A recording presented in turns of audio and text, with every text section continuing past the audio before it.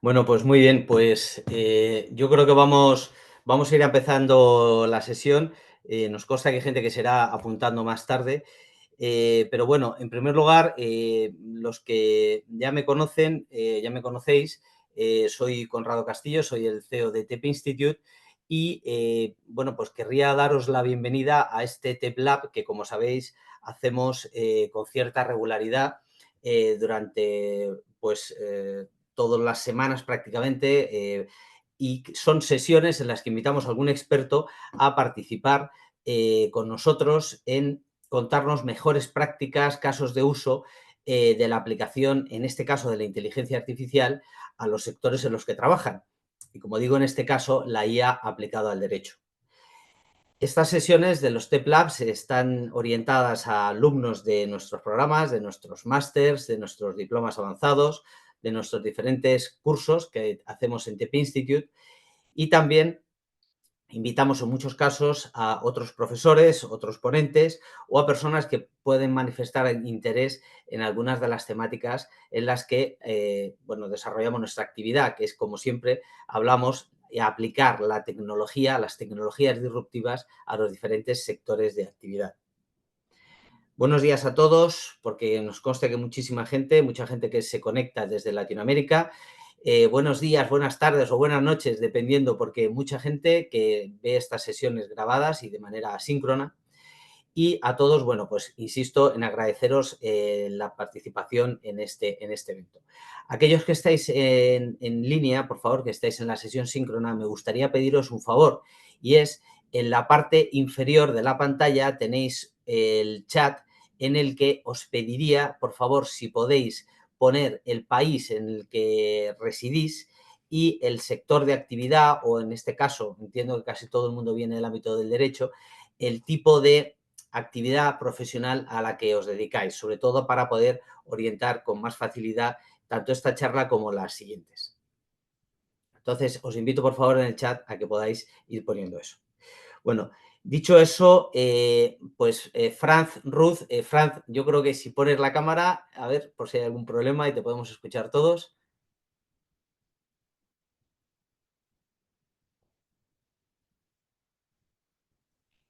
Bueno, pues ahí ya tenemos a Franz. Eh, bueno, Franz, te doy paso. Veo que ya tenemos algún chileno por aquí, tenemos gente de República Dominicana, tenemos algunos médicos, gente del ámbito de la salud, que entiendo que os interesa la parte de, lógicamente, de ética y regulatoria que pueda haber en el campo de la IA, que es ahora mismo la tecnología que me hay más de moda, ¿no?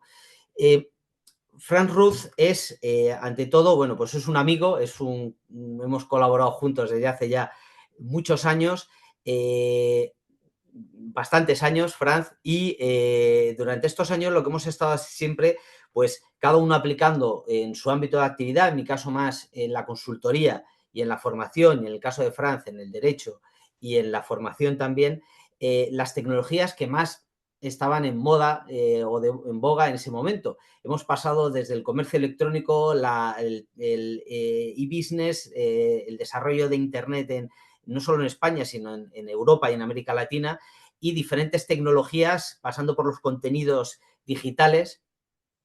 Y siempre puedo bueno, pues asegurar que Franz es uno de los profesionales que más está al día de lo que está pasando en el ámbito de las tecnologías de la información, de la propiedad intelectual, donde es un gran experto, donde él lleva desarrollando ya muchos años su actividad, y también en el campo de las políticas públicas, donde, bueno, juntos hemos hecho algunos proyectos, tanto en España como en Europa y en Latinoamérica, y él desde diferentes despachos de abogados y a nivel profesional individual, pues también ha desarrollado. Dicho eso, Franz, muchísimas gracias por participar con nosotros, muchísimas gracias por venir a ser profesor en TEP. Eh, Tienes gente de diferentes nacionalidades y de diferentes ámbitos de actividad. Hoy nos toca hablar del derecho, otro día nos tocará hablar de sanidad y nos toca hablar de energía o nos toca hablar de otras cosas, pero nos toca hablar del derecho. Entonces, sin más, te voy a dar paso, Franz. Yo me quedo aquí a la espera y bueno, pues sí te tengo que pedir, por favor, dentro de 50 minutos empiezan las tutorías a los que algunos alumnos se tienen que conectar, entonces escrupulosamente a -5, a las 8 menos 5 en España, que nosotros estamos en España, pues tendríamos que tratar de ir terminando. Así que ya te dejo paso para que hables tú, que eres el que ha venido a ver hoy. Muchas gracias. Muchas gracias, Conrado. Muchas gracias a TED Institute por esta invitación. La verdad es que es un tema bastante divertido de tratar y de hablar de él. El enfoque, además, para el cual se me ha invitado a hablar sobre esto es no de la inteligencia artificial desde el punto de vista de la regulación o del derecho, es decir, cómo se aplican las normas de la inteligencia artificial, sino que más bien cómo está funcionando la inteligencia artificial desde el punto de vista de la práctica jurídica, es decir, cómo la inteligencia artificial puede o no cambiar la forma en que se lleva a cabo la prestación de servicios jurídicos. Yo voy a hablar un poco del contexto que más conozco dentro de todo el ecosistema internacional en esta materia, que sería el contexto europeo y español, ¿vale? Que yo creo que es un poco donde más os puedo contar. Y también en algunos casos hablaré un poco de la experiencia de usuario y un poco lo que veo cómo está evolucionando el mercado a este respecto. Entonces, si yo tengo que hablar de cuáles son los puntos que yo considero más relevantes desde el punto de vista de la inteligencia artificial, eh, veo que es una de las pocas tecnologías disruptivas que han surgido en los últimos años, en los cuales los abogados y los servicios jurídicos pues somos destinatarios claros y manifiestos de determinados productos y servicios. Parto de una experiencia de usuario tan sencilla como mi Instagram. Cada vez que entro a Instagram, yo diría que me salen ofertas de desarrollo de inteligencia artificial vinculados al mundo del derecho. Hay empresas de legal tech, es decir, que se dedican a temas tecnológicos vinculados al derecho, enfocadas en estas materias. Las principales plataformas internacionales que también están en varios países de América Latina están sacando ya no solamente bases de datos de jurisprudencia, sino que también herramientas de inteligencia artificial dirigidas a facilitar en cierta medida el trabajo de los abogados. Y aquí, por supuesto, yo haría una distinción bastante importante entre lo que viene a ser las distintas formas en que se puede ejercer la abogacía. Una de ellas, por supuesto, es la abogacía en el sector privado, como abogado que presta servicios o asesoramiento a clientes, que pueden ser personas físicas o pueden ser empresas. Por otra parte, tenemos el mundo de la asesoría jurídica interna de una empresa, que funciona de una manera también diferente en este sentido. Y por otra parte tenemos, por supuesto, la abogacía que se puede ejercer en el sector público, trabajando en administraciones públicas y en entidades públicas. Sobre lo que no me voy a pronunciar porque es un ámbito que desconozco es qué impacto tiene dentro de lo que sería el Poder Judicial, es decir, cómo esto abarcaría dentro de lo que sería el Poder Judicial. ¿Qué es lo que yo estoy viendo de manera fundamental desde un punto de vista práctico y demás? Pues haciendo un poco un sondeo de cuáles son los proyectos que están encargando las asesorías jurídicas en el contexto fundamentalmente español, a los estudios o despachos de abogados externos relativos a temas de inteligencia artificial. La mayor parte de los encargos están dirigidos fundamentalmente a aspectos de cumplimiento normativo. Es decir, a entender, por ejemplo, que si yo utilizo determinadas herramientas de inteligencia artificial, no estoy infringiendo derechos.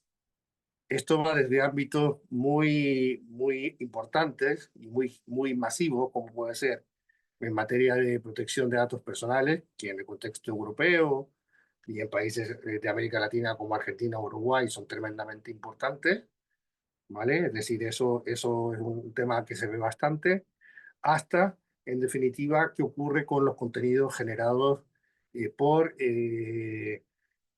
inteligencia artificial en la esfera, por ejemplo, de grandes empresas del sector de los medios y la comunicación. Hace un par de semanas, pues tuve el privilegio de conocer un proyecto que está haciendo una productora de contenidos para plataformas bastante importante que pertenece a un grupo multinacional de origen europeo, donde, por ejemplo, el estudio que estaba haciendo la asesoría jurídica, apoyado por abogados externos, era fundamentalmente aspectos tales como la titularidad de los derechos de esa, del contenido generado por esas plataformas, de qué manera se cumplía o no en este caso, con el derecho de autor.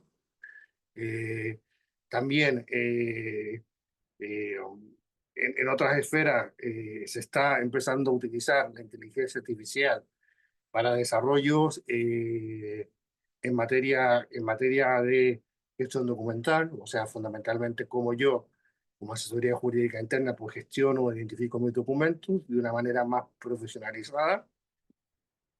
Desde mi punto de vista, y esto es una perspectiva eminentemente personal, hiperpersonal, he de decirlo, hay cosas que yo considero que sí son una inteligencia artificial, un desarrollo de inteligencia artificial como lo entendemos actualmente, y otros son realmente cosas que ya existían y que se les ha puesto el membrete o el branding de inteligencia artificial para hacerlo más atractivo. O sea, creo que conviven ambas cosas.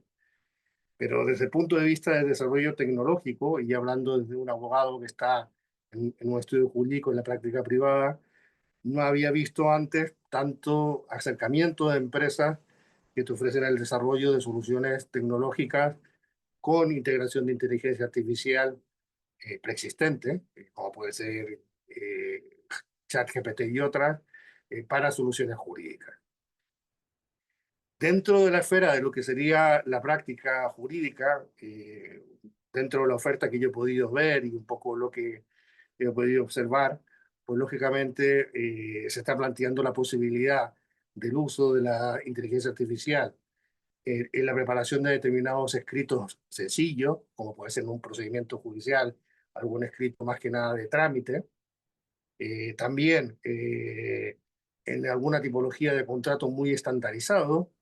Por ejemplo, en el caso de España, eh, eh, porque no es así en todos los países de América Latina, pues el caso de arriendo tanto de locales como de vivienda, tenemos una ley que es la ley de arrendamientos urbanos, que es bastante estandarizada, y por supuesto desarrollos a la carta en función de, por ejemplo, la contratación más propia de cada una de las entidades que lo pueden hacer. Es decir, por ejemplo, yo soy una empresa de seguros, pues facilitar en definitiva la elaboración de ese elemento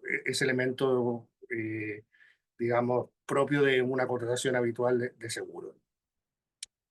Eh, También es cierto que con la inteligencia artificial debemos tener cautela y cuidado, especialmente los juristas.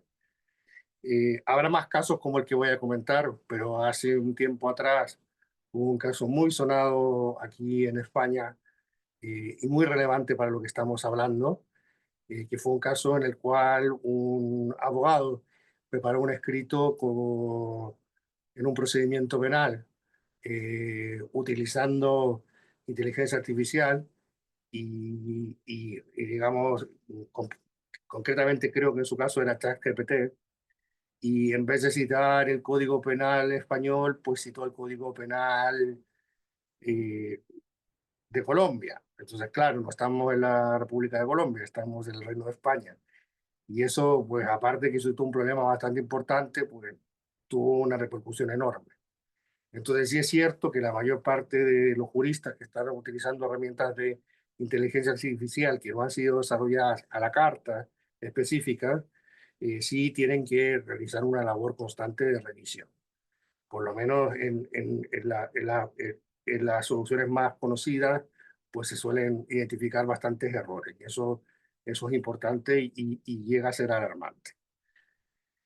Por otra parte, la inteligencia artificial está siendo utilizada en sectores más afines a los que puedo estar yo. Yo me dedico fundamentalmente a temas de propiedad intelectual y a temas de derecho tecnológico. En materia de gestión de propiedad intelectual, tanto en la esfera de derechos de autor, que es lo que conozco más, como en la esfera de marcas y patentes a la hora de gestionar carteras, se está utilizando inteligencia artificial de cara, lógicamente, a mejorar esos procesos, a facilitarlos. La mayor parte de la oferta que se está ofreciendo, que se está buscando, es tratar de solucionar fundamentalmente dos esferas muy concretas. Una son aquellos trabajos administrativos propios de los servicios jurídicos, particularmente en materia documental o en materia procesal de trámites simples, que roban mucho tiempo, los ladrones de tiempo. De hecho, tuve una reunión con una empresa que está haciendo desarrollo de inteligencia artificial aquí en España, que lo hace como un traje a medida para determinados estudios jurídicos, y el discurso de venta, que además me parece muy real, es en qué es lo que más pierdes tiempo y cómo te podemos ayudar a mejorar esos procesos para que no dediques tiempo a esas tareas que no te son rentables, que pueden ser de temas vinculados a gestión de las horas, a emisión, a vinculación con la parte de facturación, a, como digo, estos documentos que son más simples o de trámite. Eh, Conozco alguna asesoría jurídica, por ejemplo, que tiene perfiles digamos, digamos, creados en determinados programas de inteligencia artificial. No quiero hacerle publicidad a nadie, que funcionan como asistentes virtuales para determinadas tareas muy mecánicas, que todavía requieren supervisión, es decir, no puede llegar y utilizarlo, pero digamos, la tecnología del día de mañana puede llegar a ese punto.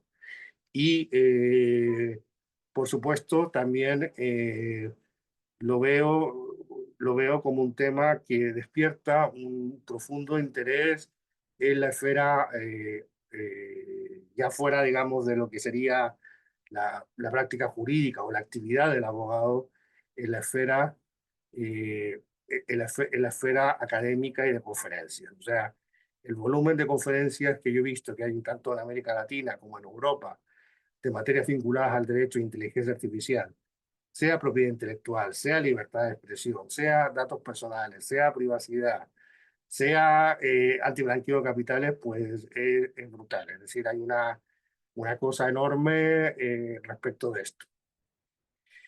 Luego, adicionalmente, pues nos encontramos ya saliendo un poco de lo que sería la práctica de los abogados, y cómo somos los abogados como usuarios de esto, un, un, nos encontramos frente a un desarrollo tecnológico y un desarrollo normativo que va a ser difícil que pueda ir a la par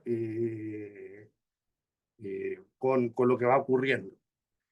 Pongo un ejemplo muy concreto. Yo fui ponente de una conferencia donde había gente pues, que respeto mucho como expositores, que se dio en París hace 2 años van a ser, eh, que era sobre inteligencia artificial y en este caso derecho de autor y derechos conexos, copyright, y prácticamente el 100% de los ponentes hemos tenido que actualizar la versión escrita de nuestras ponencias porque los temas que hablamos quedaron desactualizados. Y eso está ocurriendo mucho en el derecho y en todas las esferas. Es decir, no sabemos qué va a ocurrir en ese sentido.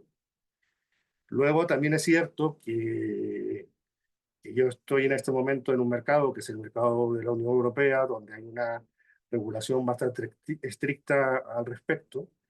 Fue uno de los primeros lugares donde se ha regulado esta materia. Sé que Chile ahora, por ejemplo, también tiene un proyecto importante en movimiento y es un asunto y esto es una opinión personal, que a veces me preocupa porque estamos hablando de jurisdicciones que no son pioneras en materia de desarrollo de inteligencia artificial.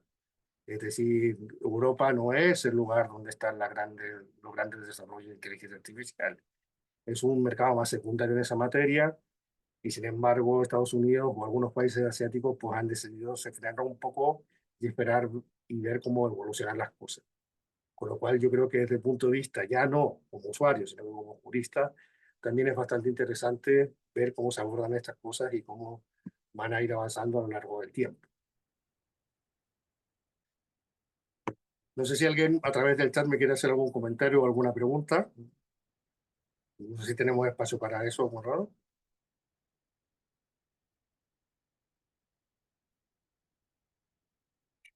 Aquí tenemos una pregunta de Juan Carlos Abreu.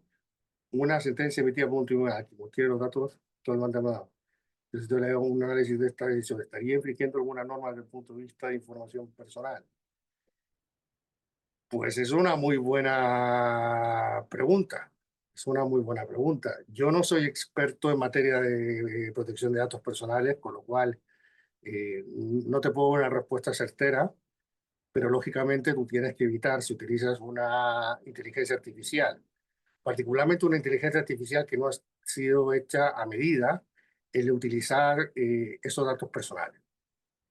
Es decir, cuando contaba el ejemplo de las asesorías jurídicas que contratan abogados externos para que revisen las licencias de las aplicaciones que se utilizan en esta materia, es decir, que se utilizan para asesoría jurídica, pues uno de los puntos que se ve es este.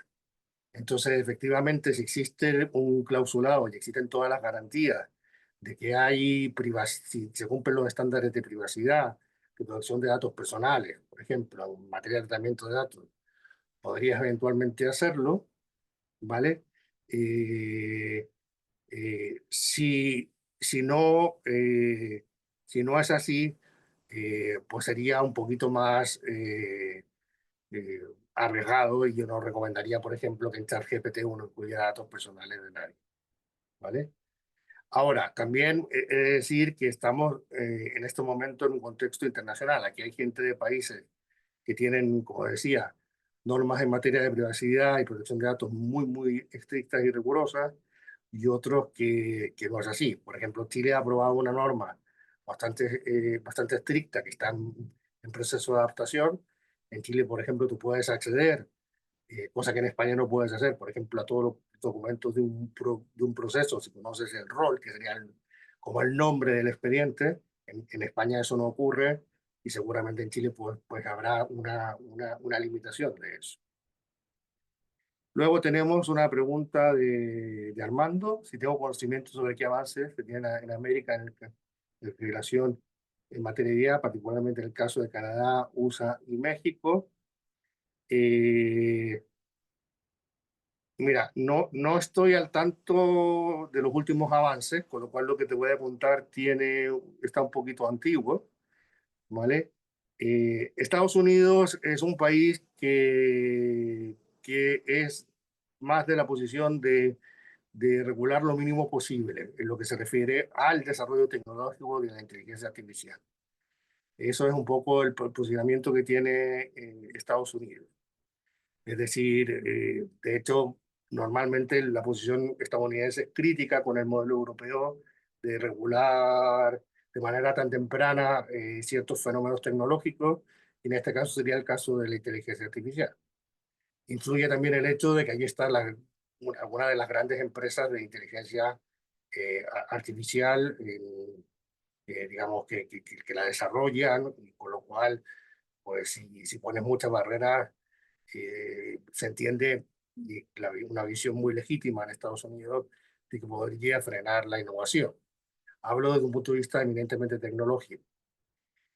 En el caso de Canadá, entiendo que sí está habiendo mucho interés en estudiarlo, es decir, conozco bastante, tengo bastante relación con profesores fundamentalmente del área de Montreal, profesores de Derecho Tecnológico, y sí es cierto que Canadá está en un movimiento muy intenso de estudio, análisis y revisión de este tipo de cosas, aunque desconozco en este momento si tienen algún tipo de proyecto de ley.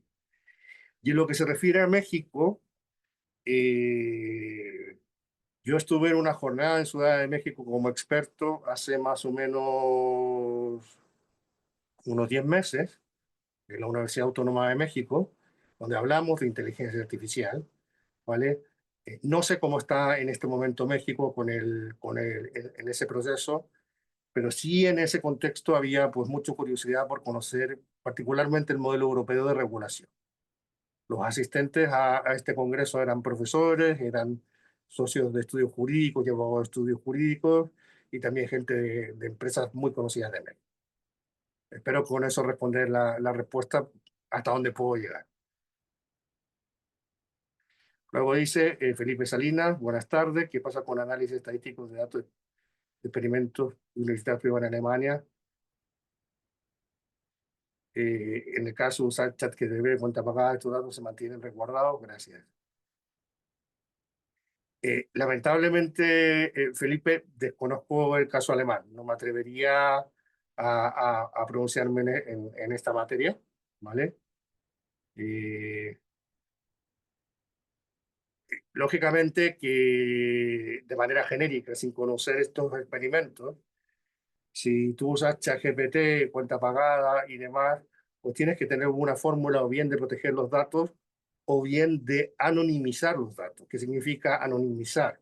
Significa en definitiva que no sean que utilices esos datos para en definitiva poder realizar el mismo experimento que quieres hacer, pero sin revelar el dato concreto de la persona concreta que sea al punto que sea identificado.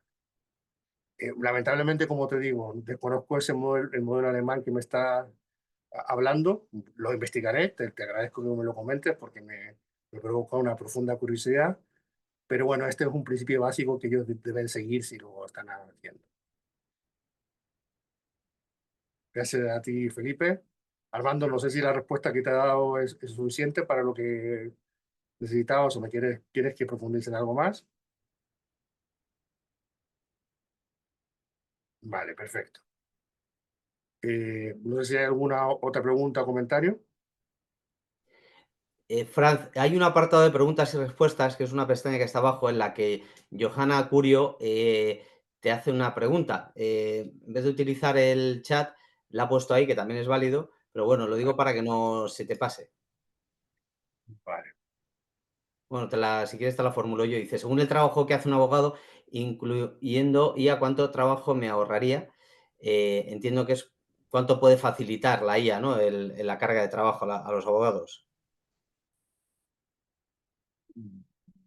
Vale, perfecto. A ver, depende. Es decir, eh, quienes venden soluciones de inteligencia artificial a los abogados, lo que venden lógicamente es la posibilidad de, pues, de reducir el tiempo de trabajo y reducir la necesidad de determinados roles. En que yo creo que la inteligencia artificial es muy eficiente, o lo puede ser. Por ejemplo, cuando tú estás buscando jurisprudencia, particularmente en casos donde la jurisprudencia es importante. Supongamos yo necesito filtrar jurisprudencia a partir de ciertos criterios. Por ejemplo, estoy buscando jurisprudencia de competencia desleal eh, pues, dirigido a determinado sector, o quiero conocer mejor, por ejemplo, qué es lo que dice determinado tribunal, no sé, un tribunal de apelación la Argentina, una audiencia provincial que es un tribunal de apelación en España. Pues la integración de la inteligencia artificial, por lo menos en las bases de datos que yo conozco y que yo uso, pues ha ayudado a reducir los tiempos de búsqueda, te permite afinar más eso. También se está planteando, como digo, utilizarlo en tareas más sencillas, como puede ser, por ejemplo, determinadas tipologías de contratos. Eh, pero curiosamente, y te agradezco mucho la pregunta, gran parte de las empresas que yo conozco que se me han acercado para venderme los servicios de inteligencia artificial, con las que me he sentado, todas me hablan del ahorro de tiempo. ¿Cuánto tiempo creo que puedo ahorrar con esto? ¿Vale? También todo va a depender un poco de la práctica jurídica en la que tú estés. Es decir, si tú estás en una práctica jurídica de un tema que lleva mucha gente, es decir, por ejemplo, ves algunos temas de derecho de familia que son muy habituales, ves temas de arrendamientos urbanos que son frecuentes, pues va a haber más soluciones de inteligencia artificial porque hay más demanda y va a haber una oferta para esa demanda. Si por el contrario estás en temas muy específicos, por ejemplo, derecho de la competencia o temas específicos de antiblanqueo de capitales que son muy concretos, por citar algunos ámbitos de derecho mercantil, pues la oferta va a ser menor. Entonces, claro, el impacto que tenga va a depender un poco de si tú estás en un sector más masivo, donde hay más gente y más despachos y abogados que van a contratar el servicio, o estás en uno de nicho donde va a haber pues, menos público objetivo y por tanto menos interés en esos desarrollos tecnológicos. Aquí en este último espacio pues entran los desarrollos a medida. Es decir, por ejemplo, en mi estudio jurídico, que vemos temas muy especializados, pues si nosotros optamos por una opción o una solución de inteligencia artificial, tiene que ser necesariamente una medida, porque en general vemos temas que son menos frecuentes, son menos estudios o despachos los que los ven. Si es una materia, como digo, más genérica, pues va a haber hay más oferta, ¿vale? Y como digo, en la búsqueda de jurisprudencia, la identificación de fuentes y demás, pues está siendo bastante eficiente las soluciones que han salido en los últimos años. Yo he notado una mejora notable en cuestión de meses. No sé, Conrado, si hay alguna otra pregunta. ¿Mm? Bueno, aquí.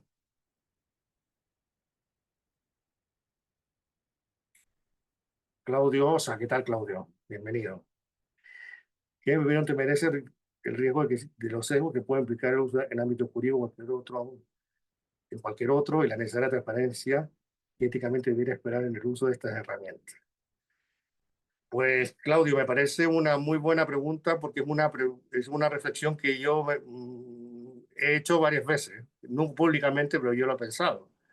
Porque, claro, efectivamente, si la inteligencia artificial te hace el análisis completo, efectivamente puede optar por una interpretación de la norma o por una interpretación de la sentencia que no necesariamente va a ser la que buscas.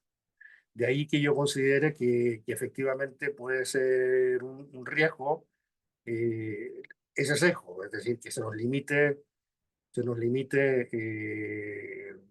la respuesta, se limite lo que se quiere analizar.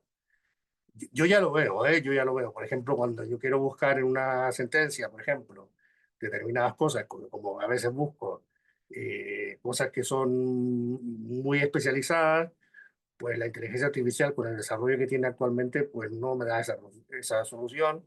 Igualmente tengo que mirármela.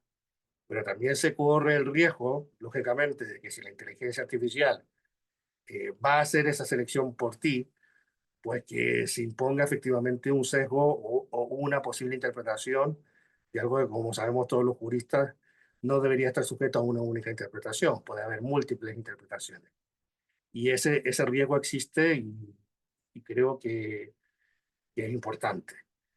Y respecto de la transparencia que éticamente debiera esperarse por el uso de esta herramienta, pues bueno, también creo que es un tema súper importante. No soy experto en ética profesional. A día de hoy, por lo menos en España, no tengo constancia de que ha habido un pronunciamiento, por lo menos del Consejo General de la Abogacía a este respecto o demás. Puede que exista, pero yo por lo menos no, cuando lo he revisado, no lo he visto. Pero llegará un momento en que, lógicamente, habrá que el regulador de los distintos países que se encargue de los temas judiciales y legales, pues tendrá que plantearse sobre el límite ético respecto de este análisis. Sí me ha inquietado, de hecho, un poco en la línea de lo que dice aquí el amigo Claudio, eh, un artículo que leí hace no mucho,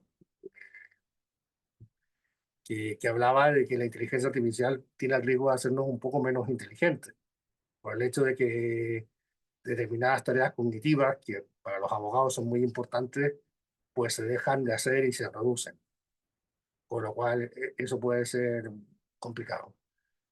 Muchas gracias, Claudio, por tu participación y por tu pregunta y aportación. Tenemos otro de Carolina Pérez Vivas, que dice: felicitaciones por la prudencia, soy especialista en inteligencia artificial en salud y legal y ética, que estoy desarrollando un mecanismo de automatización de procesos para aplicarlo en áreas jurídicas. Y es muy interesante la reducción del tiempo muy significativa, y no solamente la ley trae consigo grandes retos, sin embargo el impacto positivo es significativo. La invitación es un uso responsable de la inteligencia artificial. Lo he leído fatal, perdóname, ¿eh? Perdóname, Carolina. Carolina lo que está diciendo, que ya está haciendo ese desarrollo, imagino que todos están viendo lo mismo que yo, y efectivamente estoy de acuerdo que tiene que haber un uso responsable. Pero en algunos casos va a haber que también, en el caso, en el ámbito que estamos nosotros, pues quizá como planteaba Claudio Osa, marcar unos límites éticos. Eh, no nos olvidemos que particularmente si estamos en la esfera de litigio, y yo creo que es donde más puede afectar demandas, contestación a la demanda y tal, estamos hablando de un derecho fundamental como el derecho a la tutela judicial efectiva.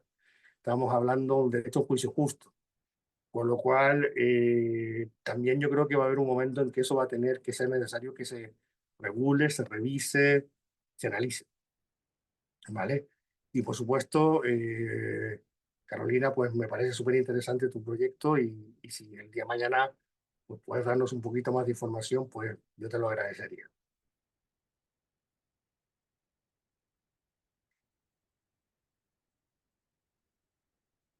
No sé si hay algún otro comentario, otra pregunta que yo no esté leyendo, Conrado. No, en principio no hay ninguna pregunta más, no hay ninguna pregunta adicional. Vale, de acuerdo. Eh, vale, si no hay más preguntas, pues continúo avanzando un poco en el tema.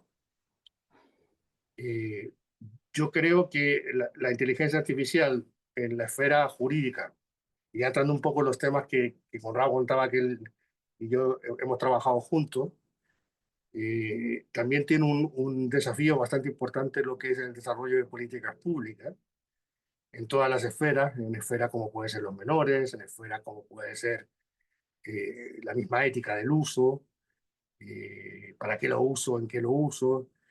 Eh, Está generando mucha inquietud, por supuesto, en el ámbito académico también de la enseñanza del derecho, cómo se usa la inteligencia artificial a este respecto. Eh, eh, a, a mí me preocupa también,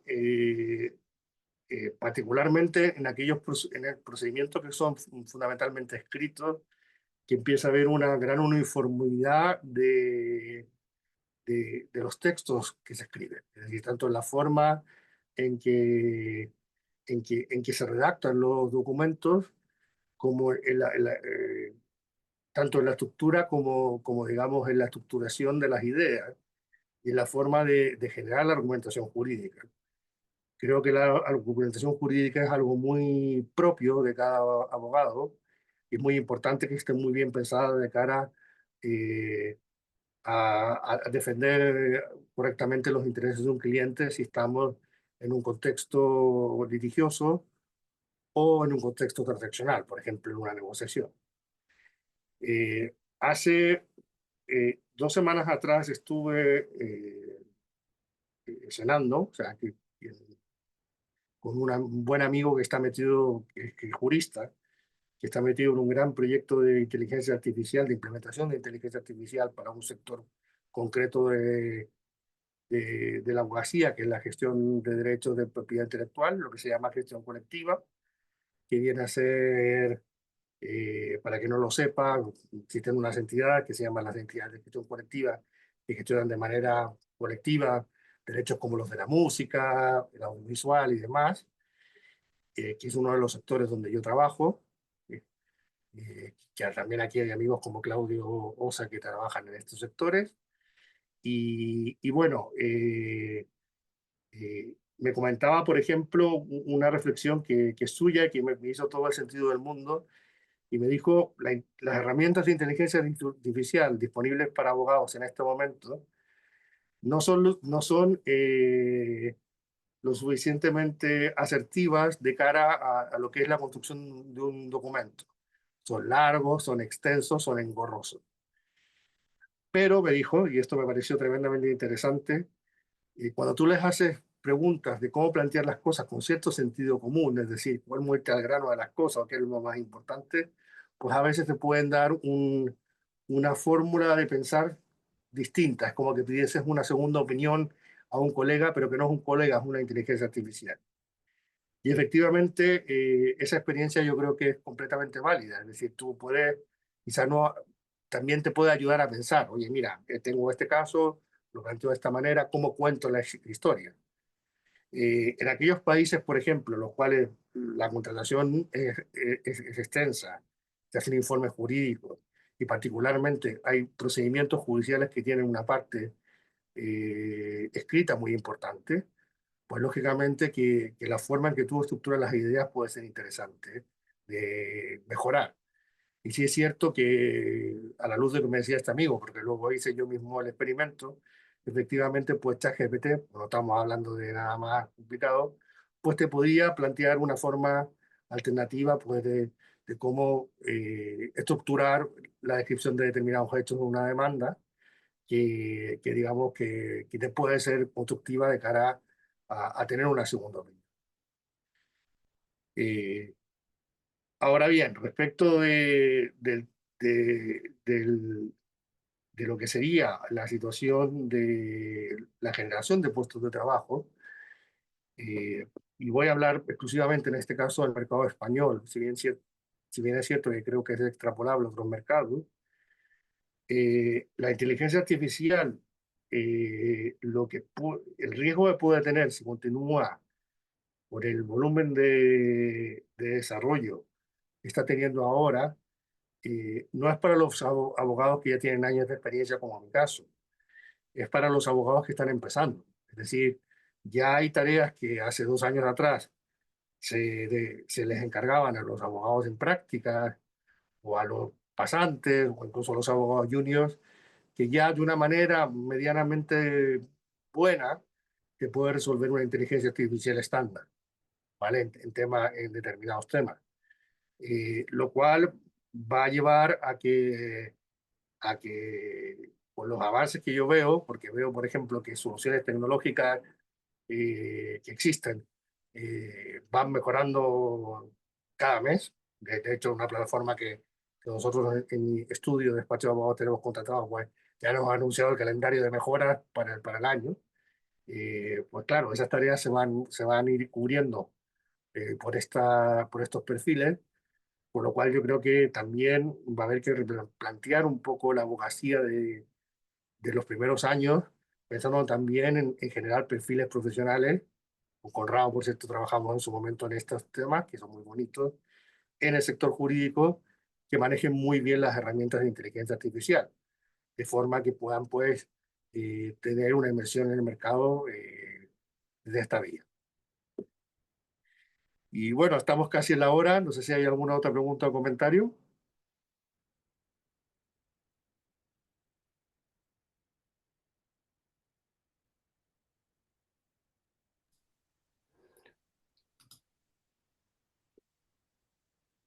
Pues No, la verdad es que, Franz, yo creo que ha sido una ponencia muy, muy, muy, muy interesante, muy participativa. Yo creo que hay comentarios, hay preguntas, yo creo que muy interesantes por parte de los asistentes. Em, y bueno, yo creo que si no hay nada más, pues sí, vamos a ir haciendo un cierre. Bueno, tus palabras finales y si quieres hago ya el cierre final yo. muy bien. Pues muchísimas gracias a todos por participar, muchísimas gracias por los comentarios, han sido todos tremendamente interesantes. Carolina, recuerda que nos vas a enviar la info del proyecto, no, no se me olvida, ya lo he apuntado. Y bueno, simplemente invitaros a observar qué pasa con la inteligencia artificial, porque a día de hoy los abogados somos un objeto directo de este servicio y de este producto. No lo éramos normalmente, pero ahora lo somos. Con lo cual hay que observar qué ocurre, hay que observar qué ocurre en nuestra práctica, en nuestra actividad, hay que observar los dilemas éticos, como bien planteaba Claudio, también lo que está pasando en otros países. Me encantó la pregunta sobre México, Estados Unidos y Canadá, Lamento no saber mucho más, pero como digo, estuve en México hace un año y lo que me contaron entonces seguramente ya no tiene ninguna validez, porque esto cambia todas las semanas, por no decir todos los días o todas las horas. Y nada, agradezco a Conrado Castillo, porque es un gran amigo y una persona con la que he aprendido muchas cosas, por haberme invitado a participar en esta conferencia del TEP Institute. Y nada, pues quedo a vuestra disposición para lo que necesite. Muy Muchísimas bien, Fran. gracias. Pues nada, contaremos de todas formas, algunos de los participantes serán alumnos tuyos en la ponencia o ponencias que vas a tener ahora en el programa del diplomado de IA aplicado al ámbito del derecho. Y bueno, los que no sean alumnos tuyos y quieran, pues tienen la información ahí para contactar con nosotros. Y bueno, y el resto, pues también estamos a su disposición. Franz, muchísimas gracias. Seguimos en Claro, contacto. Gracias a todos los participantes. Y bueno, como hemos dicho, en info@tepinstitute podéis contactar con nosotros o con la persona que os haya invitado a la charla. Muchísimas gracias por todo y nos vemos pronto. Gracias. muchas gracias. Hasta luego.